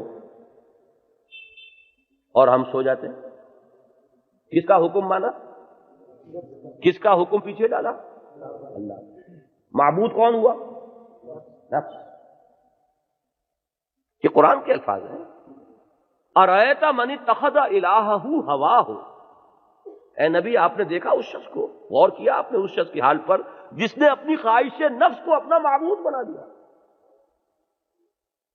معبود تو وہی ہے جس کی آپ اطاعت کر رہے ہیں، بندگی کر رہے ہیں. یہاں بندگی کس کی ہو رہی ہے؟ بڑی پیاری بات کہی ہے مولانا روم نے. نفس ما ہم کم طرز فرعون نیست لیکن اراعون ایراعون نیست. میرا نفس بھی فرعون سے کم نہیں ہے، لیکن فرعون کا لاؤ لشکر تھا، فوج تھی، اس لیے وہ زبان سے بھی کہہ بیٹھا انا ربکم الاعلی. کہا کہ نہیں؟ سورہ نازعات میں ہے میں فقیر درویش ہوں، میرے پاس کوئی لشکر نہیں ہے، لہذا میں زبان سے تو کچھ نہیں کہتا، لیکن میرا اندر سے نفس یہی کہتا. فقیر ہے، اس نے صاف بات کہہ دی ہے. ہم صاف بات بھی نہیں کہتے، انہیں بات صاف کہہ دی ہے. نفس ما ہم کم طرف فرعون. فرعون نے کیا کہا تھا؟ الیس لی ملک مصر، یہ مصر کی بادشاہی میری ہے کہ نہیں؟ کیا مانی؟ میں جو چاہوں گا حکم چلاؤں گا، میں نہیں جانتا کون موسیٰ اور کون اس کا رب. یہی مانی ہے نا. ہمارا نفس کیا کہتا ہے؟ یہ جو وجود ہے اس پر میرا حکم چلے گا، میں نہیں جانتا اللہ کون، رسول کون، حرام کیا حلال کیا. یہی فرعونیت ہے. تو جب تک اس نفس سے کشمکش نہ ہو، بندے کیسے بنیں گے آپ؟ بندگی کا تقاضا کیسے ادا ہوگا جب تک کہ اس نفس کے ساتھ پنجہ آزمائی نہ ہو؟ جو لوگ اس کو نہیں جانتے وہ جہاد کے معنی سمجھتے ہیں جنگ اور چھلانگ مارتے اوپر، تو وہ اودے منہ نیچے آئیں گے. یہ پہلی سیڑھی جو ہے بندگی رب، اعبدوا ربکم الذی خلقکم والذین من قبلکم لعلکم تتقون، اس کے لیے ضرورت ہے نفس کے ساتھ کشمکش. یہ جہاد کی ہوئی پہلی منزل. اگلی منزل کیا ہے؟ دعوت، تبلیغ، شہادت علی الناس. یہ گھر میں بیٹھے ہو جائے گی یا محنت کرنی پڑے گی؟ جان کھپائیں گے تو ہوگی، مال لگائیں گے تو ہوگی. اگر حضور بھی آرام سے رہتے، بڑی ٹھنڈی چھاؤں تھی. خدیجہ الکبریٰ رضی اللہ تعالی عنہا وہ زوجیت میں ہے، مکے کی متمول ترین خاتون، انہی سے حضور کو اولاد بھی اللہ نے دی، ورنہ تو وہ آخری عمر میں جا کے پھر وہ حضرت ابراہیم، ورنہ اولاد بھی انہی سے ہوئی. ایک بھرا گھر جسے کہتے ہیں، بھرا گھر وہ تھا کہ نہیں محمد کا صلی اللہ علیہ وسلم. حالانکہ اس سے پہلے تو بڑی مشقتیں جھیلنی پڑی تھی. بیڑے بکریاں آپ نے چرائیں اجرت پر. یہ کیا حضور؟ دوسروں کے سرمایے سے کام کیا کہ نہیں کیا؟ بڑی مشقت کی زندگی تھی ابتدائی، لیکن اس کے بعد وَوَجَدَكَ عَائِلًا فَأَغْنَىٰ. اب تو غنا ہی غنا ہے، آرام سے گھر بیٹھے. تو پھر دعوت و تبلیغ کیسے ہو جائے؟ یہ در در کی ٹھوکر. کوئی کہہ رہا پاگل ہو گئے، کوئی کہہ رہا ہے مجنون ہے، کوئی کہتا ہے شاعر ہے، کوئی کہتا ہے ساحر ہے، اور محمد لگے ہوئے صلی اللہ علیہ وسلم، دن رات ایک ہے. تب ہوئی دعوت و تبلیغ. یہ ہے جہاد کی دوسری منزل. اسی لیے میں نے جو وہ سورہ حج کی آیت پڑھی نہیں تھی لیکن ذہن میں رکھی ہے، سورہ حج کی آخری آیت ہے اور 17ویں پارے کی بھی آخری آیت ہے، اس لیے لوکیٹ کرنا آسان. وَجَاهِدُوا فِي اللَّهِ حَقَّ جِهَادِهِ. محنتیں کرو، جہاد کرو اللہ کی راہ میں جیسا کہ اس کے لیے جہاد کا حق ہے. آیت طویل ہے لیکن اس جہاد کی غرض و غایت کیا ہے وہ اس آیت میں آگے چل کر بیان ہوئی. لِيَكُونَ الرَّسُولُ شَهِيدًا عَلَيْكُمْ وَتَكُونُوا شُهَدَاءَ عَلَى النَّاسِ. تاکہ رسول گواہ ہو جائے تم پر اور تم گواہ ہو جاؤ پوری نوع انسانی پر. تو یہ جو دوسری منزل میں نے بتائی تھی، یہی دوسری منزل جہاد کی منزل ہے. کشمکش ہے نا، اس لیے کہ خلا نہیں ہے. آپ کے نظریات ہیں تو دوسرے نظریات بھی تو ہیں، اور وہ تو اس وقت ٹیلی ویژن سے اور ریڈیو سے اور اخبارات سے سیلاب کون سے نظریات کا آیا ہوا ہے؟ حیا کا یا بے حیائی کا؟ تو ٹکراؤ اگر نہ ہو تو کیسے ہوگا؟ نظریات باطل پھیل رہے ہیں کہ حق. آپ لگے رہے اپنی دکانداری میں، میں لگا رہا ہوں اپنے پروفیشن میں، کوئی لگا رہے صرف اپنے مدرسے میں، تو یہ کام کیسے ہوگا؟ جان اور مال کھپائیں گے تو ہوگا۔ یہ ہے جہاد کی دوسری منزل، اور جہاد کی تیسری منزل سخت، وہ تو بہت سخت ہے ہی ہے۔ دین کو قائم کرنے کے لیے جو نظام بھی کہیں ہے، اس نظام کے ساتھ مفادات ہیں کہ نہیں لوگوں کے؟ چودراہٹیں ہیں کہ نہیں؟ ویسٹڈ انٹرسٹ، پریولیج کلاسز، مراعات یافتہ طبقات ہوتے ہیں ہر نظام میں۔ اگر آپ نظام ہٹا کر دوسرا لائیں گے تو ان کے مفادات پر آنچ آتی ہے کہ نہیں؟ وہ برداشت کریں گے اسے؟ وہ ریٹیلیٹ کریں گے۔ دین کو قائم کرنے کی جد و جہد میں اب مجاہدہ ہوگا، جہاد، اور اس کی آخری منزل ہے قتال، اللہ کی راہ میں جنگ۔ اس لیے کہ ان کی جب تک سرکوبی نہیں ہوگی وہ کبھی راستہ نہیں دیں گے۔ آپ اچھی طرح سمجھ لیجیے، بڑی خطرناک باتیں کر رہا ہوں میں۔ اگر دین قائم ہو سکتا بغیر جنگ کے تو وہ محمد الرسول اللہ قائم کر کے دکھاتے، اور اگر محمد کو بھی جنگ کرنی پڑی ہے تو جان لیجئے کہ کبھی اس کے بغیر دین قائم نہیں ہوگا۔ جو سمجھتا ہے پاگل ہے، جس کا یہ خیال ہے کہ اس کے بغیر دین قائم ہو جائے گا، وہ بالکل جنت الحمقاء میں رہتا۔ جان ہتھیلی میں رکھ کر میدان پہ جب تک نہیں آئیں گے دین قائم نہیں ہوگا، کبھی نہیں ہوگا، وعظوں سے نہیں ہوگا۔ سورہ حدید کی آیت نمبر 25، لقد ارسلنا رسلنا بالبینات، ہم نے بھیجا اپنے رسولوں کو واضح نشانیوں کے ساتھ۔ وانزلنا معہم الکتاب والمیزان، اور ان کے ساتھ ہم نے اتاری کتاب اور میزان۔ کس لیے اتاری؟ لیقوم الناس بالقسط، کہ لوگ انصاف پر کاربند ہوں۔ تو انصاف پر وہ تو کاربند ہونے کو تیار نہیں جو اپنے حق سے زیادہ لے رہا ہے، وہ کیسے مانیں گے؟ لہذا اگلے الفاظ کیا ہے؟ وانزلنا الحدید، ہم نے لوہا بھی اتارا ہے، فیہ باس شدید، اس میں جنگ کی قوت ہے، ومنافع للناس، لوگوں کے لیے اور فائدے بھی ہیں۔ لوہے سے تلوار بھی بنتی ہے، رائفل بھی بنتی ہے، لوہے سے چمٹا بھی بنتا ہے، توا بھی بنتا ہے۔ یہ منافع للناس ہیں، یہ بائی پروڈکٹس ہیں، یہ ضمنی فوائد ہیں۔ اصل میں لوہا فیہ باس شدید، اور یہ کس لیے اتارا؟ وَلِيَعْلَمَ اللَّهُ مَن يَنصُرُهُ وَرُسُلَهُ بِالْغَيْبِ، اور اللہ دیکھ لے کہ کون ہے اس کے وفادار بندے جو غیب میں ہونے کے باوجود اللہ اور اس کے رسولوں کی مدد کرتے ہیں۔ اللہ کی مدد کیا ہے؟ اس کے دین کو قائم کرو۔ رسول کی مدد کیا ہے؟ رسول کا فرض منصب یہ ہے کہ قائم کریں۔ لِيُظْهِرَهُ عَلَى الدِّينِ كُلِّهِ، اس لیے بھیجا ہے رسول کو، لہذا جو اس کے قائم کرنے میں اس کے دست و بازو بنیں گے وہ اس کے مددگار۔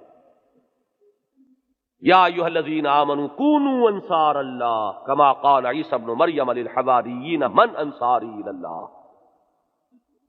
یہ 3 درجے میں نے بتائے تھے فرائض کے، اور تینوں درجوں پر مجاہدہ اور جہاد لازم ہے۔ یہ بھی وہ بات ہے جو میں سمجھتا ہوں کہ اس میں کسی اختلاف کی گنجائش نہیں۔ ان اضافی یا ثانوی چیزوں میں نمبر 2 پر ہے جماعت۔ یہ کام ہو سکتے ہیں انفرادی طور پر؟ ابھی میں نے عقلی بات کی ہے، ہو سکتی ہے۔ ایک چیز ہو سکتی ہے، بندگی رب تو انفرادی ہو سکتی ہے۔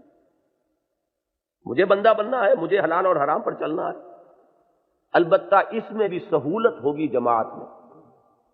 اگر چند لوگ مل کر عہد کریں بندگی رب کا تو ایک دوسرے کے لیے مثال بنیں گے، ایک دوسرے کے ساتھی بنیں گے، ایک دوسرے کی ہمت بندھائیں گے۔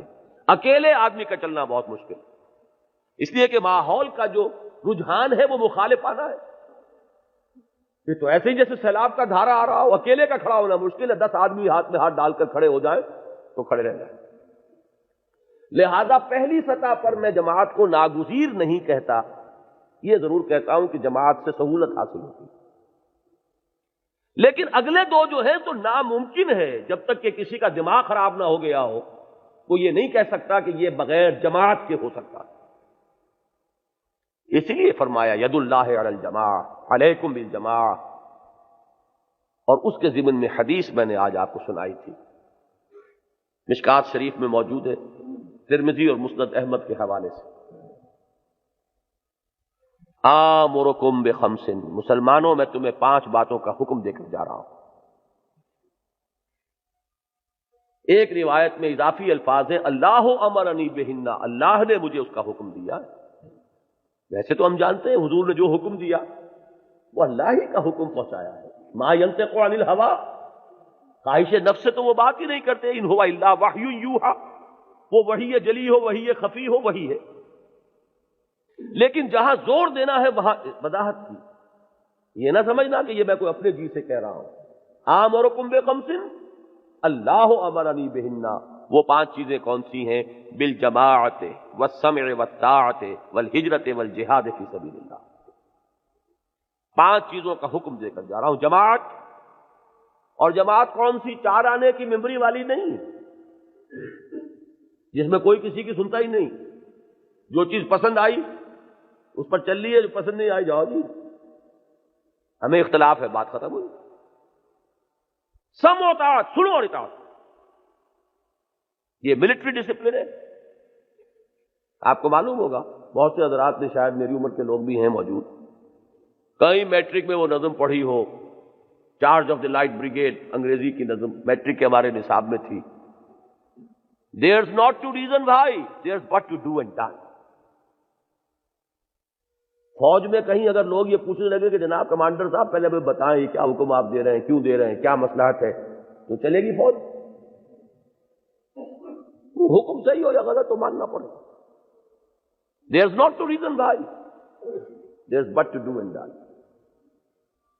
ہمارے ہاں یہ ہوگا کہ اللہ اور اس کے رسول کے واضح احکام کے خلاف کوئی حکم ہوگا تو لا سمع ولا طاعۃ، معروف کے دائرے میں سنو اور اطاعت کرو۔ وہ ڈسپلن جو ہے جب تک وہ نہ ہو اقامت دین ہو سکتی ہے؟ ناممکن۔ یہ تو انقلاب ہے، نظام کو ہٹانا، ایک نظام کو دوسرے نظام کو لانا، اسی کا نام تو انقلاب ہے۔ انقلاب کسی چڑیا کا نام تو نہیں ہے۔ انقلابی جدوجہد تو نہیں ہو سکتی اس کے بغیر جب تک کہ وہ ڈسپلن نہ ہو۔ سمع و طاعت، اور کرنا کیا ہے اس ڈسپلن میں؟ کچھ چیزیں چھوڑنی ہے، کچھ جدوجہد کرنی ہے۔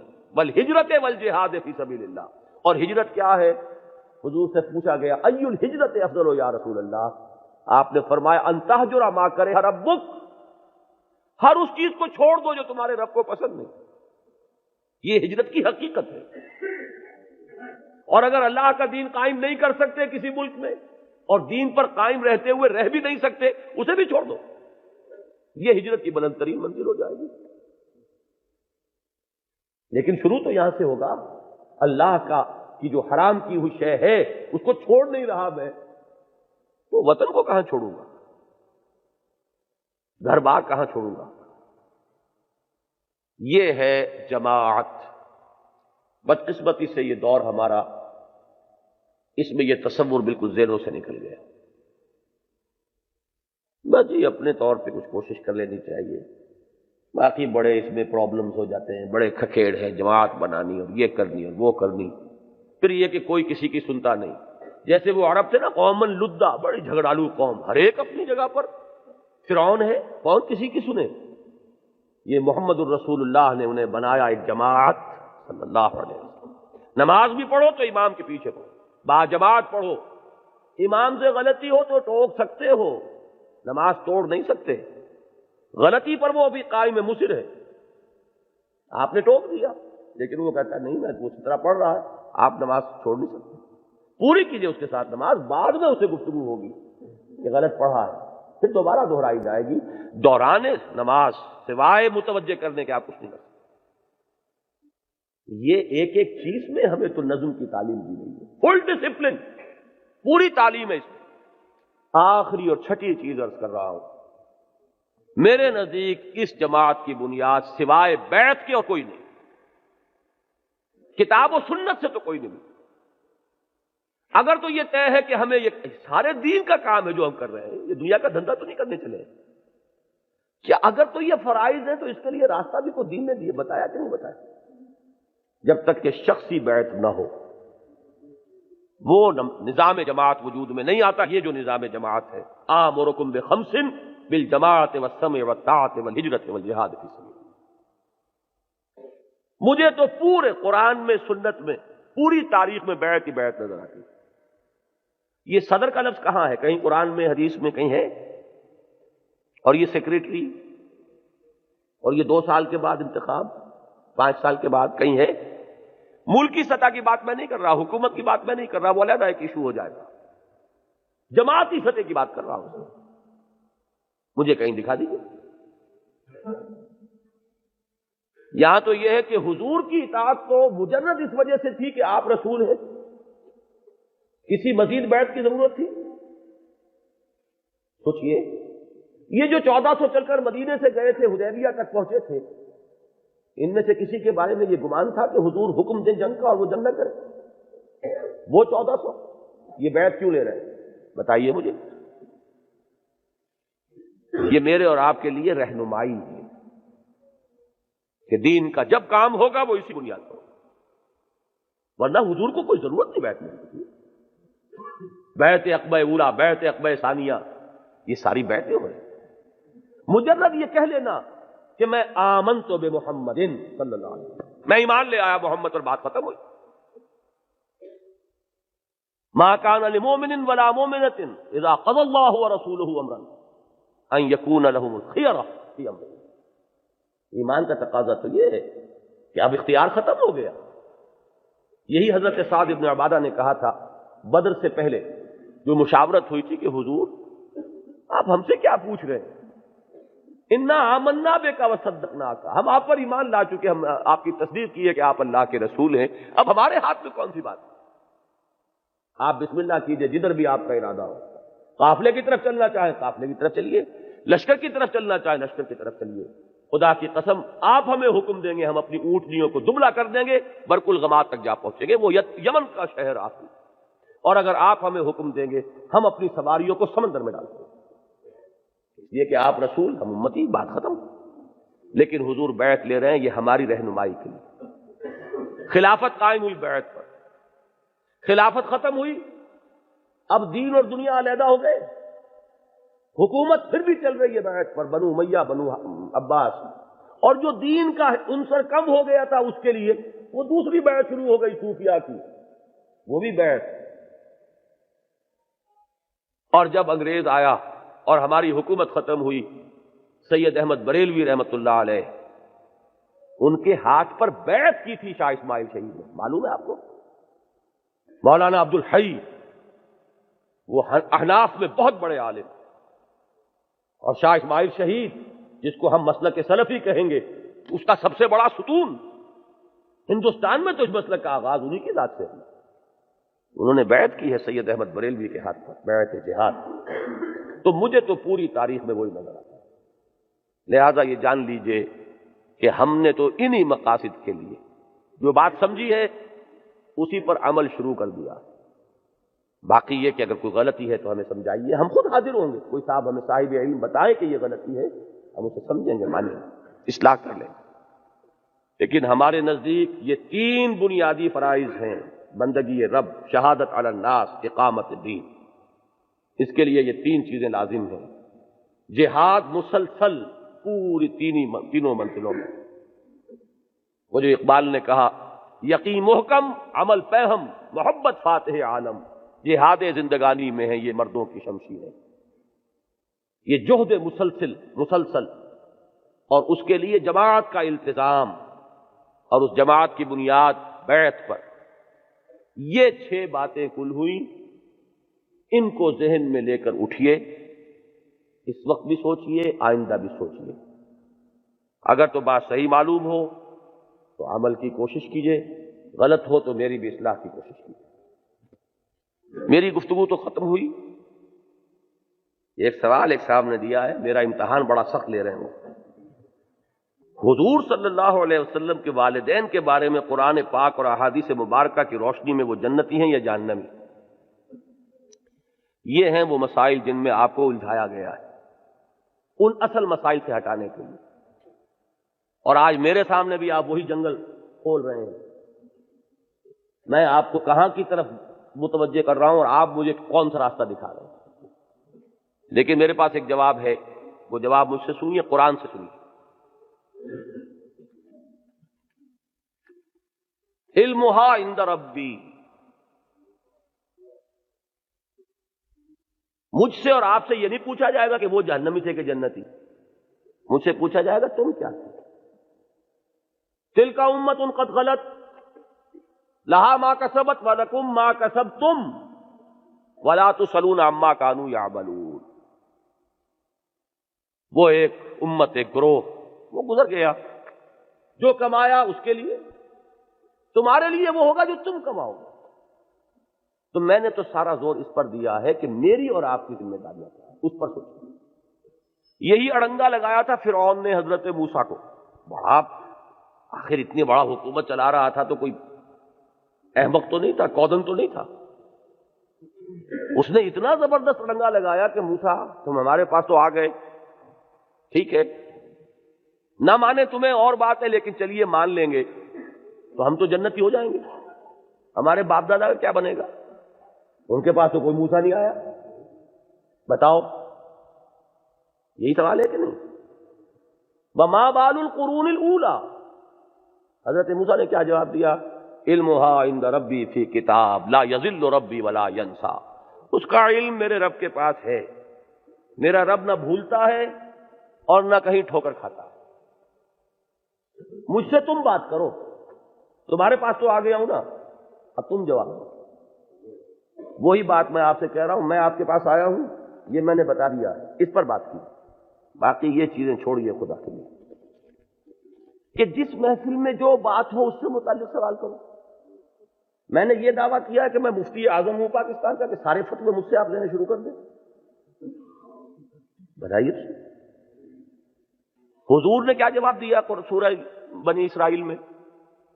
لوگوں نے کہا کہ یہ کر کے دکھاؤ، یہاں پر فوراً ایک چشمہ برآمد ہو جائے مکے کے سنگلاخ زمین میں، تم مان لیں گے تم رسول ہو۔ فوراً ایک یہاں باغ انگوروں کا اور کھجوروں کا، پھر مان لیں گے رسول ہو۔ ذرا آسمان پہ چڑھ کے دکھاؤ، پھر مانیں گے رسول ہو۔ اور ویسے نہیں مانیں گے، نیچے اترو تو کتاب لے کر اترو۔ تم کہتے ہو نا قرآن نازل ہو رہا ہے، تو ہمیں نظر آئے کہ تم کتاب لے تو پھر مان لیجیے۔ جواب کیا دلوایا؟